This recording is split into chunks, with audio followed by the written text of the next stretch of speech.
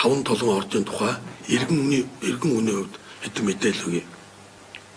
Ард түмний өмчлөлтүүдийг таван толгойн орд газрыг гэрээгээр хатгавчлан саяхан 60 жилээр тэгээд автоматар 40 жилээр буюу 100 жилээр дахин сунгагдах нөхцөлтөөр үнэгүй их оролдлого саяхан гарсан. Энэ хэргийн талаар та бүхэн тодорхой баримтуудыг бид дурдъя. 2015 оны 4-р сард засгийн газар ийм гэрээ байгуулах гэж байсныг тухайн үеийн 2015 оны 4 сарыг ярьж ш. Тухайн үеийн улсын хурлын удирдлага, улсын хурлд сууж буй 76-аас 40 гишүүн зогсоосон юм аа. Тэдний нэг нь би хурлын гишүүн байхдаа бас нэг юм аа. 5-7 ордыг ингэж ард түмэнд авч үлдсэн юм. За эдийн засгийн асар их боломжтой, өгөөжтэй ийм компанийг хууль зөрчин ард түмний өмчлөөс гаргаад гадныхын 100 жилээр үнэгүй их гэрээг байгуулах үйл ажиллагааг төрийн өндөр албан тушаалнууд зохион байгуулсан байна. Танд мэдээлэл өгөх тийм ээ. Тухайлах юм бол Монгол улсын ерөнхийлөгчөөр 2 удаа сонгогдсон. Миний урд одоо ерөнхийлөгч байсан Цахиагийн Элбэг Дорж гэдэг хүн энэ үйл ажиллагааг зохион байгуулсан. Инх сайхан гэж ерөнхий сайд байсан, 96-нд ерөнхий сайд байсан Монголын том албан тушаалуудыг одоо албыг хашиж байсан хүнээр гардан гүйцэтгүүлэх энэ ажлыг зохион байгуулсан бүгд баримт нотлохотой байгаа. Би бүр тодорхой эзэнтэй ярьж ш. Энэ бол 60 тэрбумын нэгэн адил албан тушаалын гэмт хэрэг мөнөөс мөн.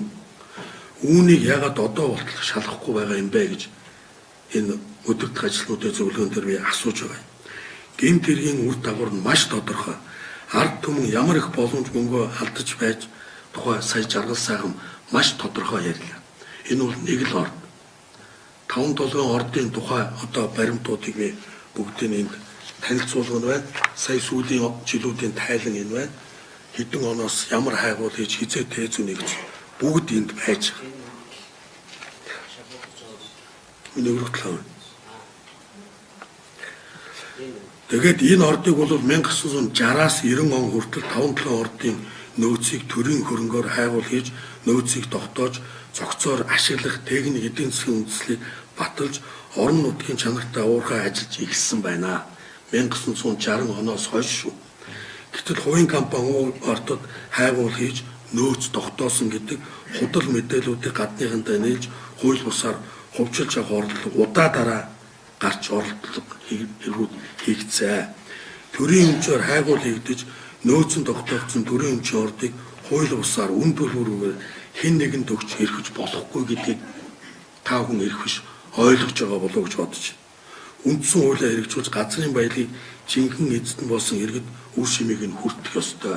Энийг үндсэн хуулийн 6-гийн 1-д заасан байгаа. Үүнтэй холбоотойгоор 16 минут эртнэлтэй.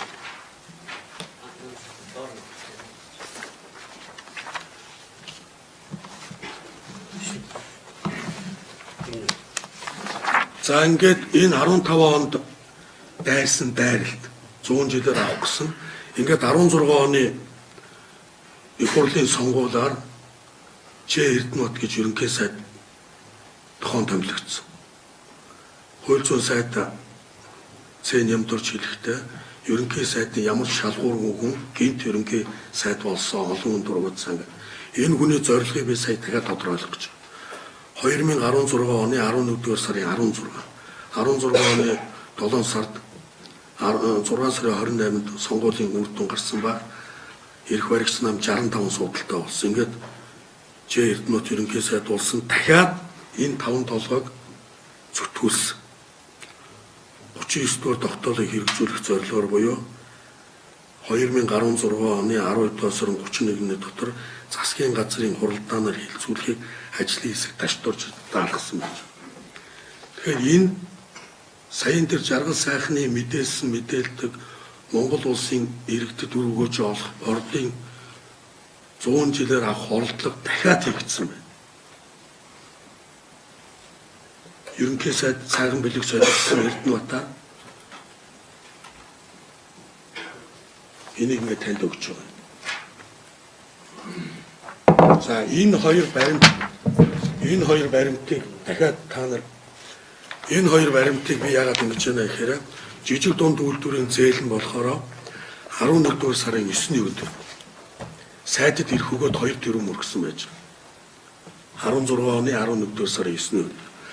16 оны 11-р сарын 16-ны өдөр буюу 7 хоногийн дараа 5 толгойн орд газар ажлын хэсэг байгуулаад дахиад 100 жилээр авах юм зүтгүүлсэн байна.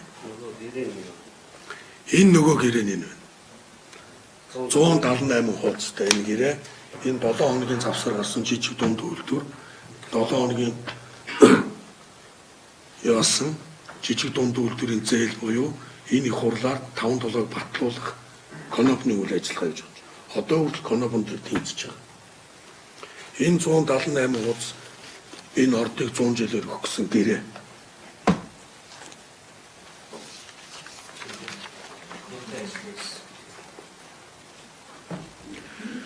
Энд ингээд дахин сануулж хэлэхэд Монголын төрийн өндөр алуун тушаал хашиж байсан хүмүүс улс орны эрх ашиг умартаж орд газрыг гадныхан төгөх гэсэн утааг далимдуулж мөнгө цөлмөх гэсэн хөгжлийн хөтөлбөрүүдийг улс төрийн зорилгоор гацааж хэрэг үүсгэн гацаасан ард түмний өмчлөлт байдаг үйлдвэрийн газар орд газруудыг алуун тушаал эрх мэдлээ ашиглан өмч хөрөнгийг хууль бусаар бусдад шилжүүлж завших гэсэн оролдлого үрийг таавхан шалгаж ягтлан гэм буруу илэрсэн бүлэглэл хүмүүст шүүхээр зохих хариуцлагыг ноогдуулахын төлөө чармаан ажиллах ёстой гэдэг иргэн хүний хувьд бол бас уулздаг далимдуулж хэлж байна.